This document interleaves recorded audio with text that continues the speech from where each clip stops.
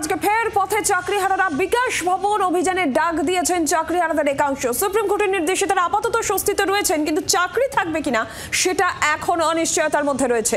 Review প্রক্রিয়ার মাধ্যমে চাকরি সুনিশ্চিত করার দাবি তারা জানাচ্ছেন।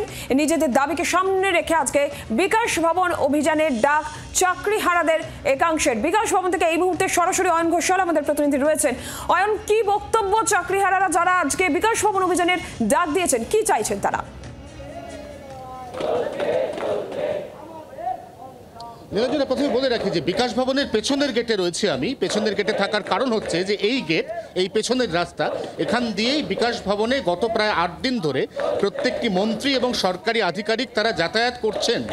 এবং আজকে শিক্ষামন্ত্রী ব্রাত্য বসুর বিকাশ ভবনে ঢোকার যে রাস্তা, সেই রাস্তার সামনে এই মুহূর্তে চাকরিহারা, অর্থাৎ যারা যোগ্য চাকরিহারা মঞ্চ, তারা প্রত্যেকে বসে রয়েছেন এবং তারা প্রত্যেকেই বলছেন যে এখান থেকে কোনো মতেই তারা শিক্ষামন্ত্রীর যে গাড়ি, সেই গাড়ি যেতে দেবেন না। এবং যদি ঠিক সামনের ছবিটা দেখায়, তাহলে যেই মুহূর্তে শিক্ষামন্ত্রীর গাড়ি এখানে এসে পৌঁছবে, সেই মুহূর্তে তার যাতে বিকাশ ভবনে ঢুকতে কোনোভাবে কোনো অসুবিধা না হয়, তার জন্য এই বিপুল পুলিশ ফোর্স দেখতে পাচ্ছ গেটের একেবারে এই প্রান্ত থেকে।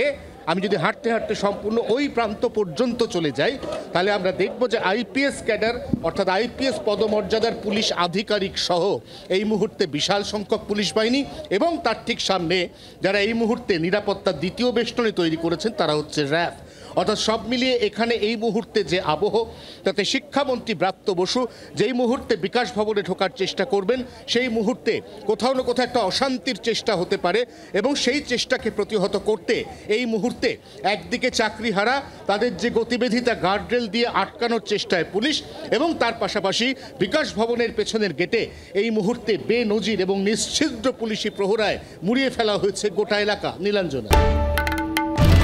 বাংলার আওয়াজ, বাঙালির আবেগ, জি 24 ঘন্টা।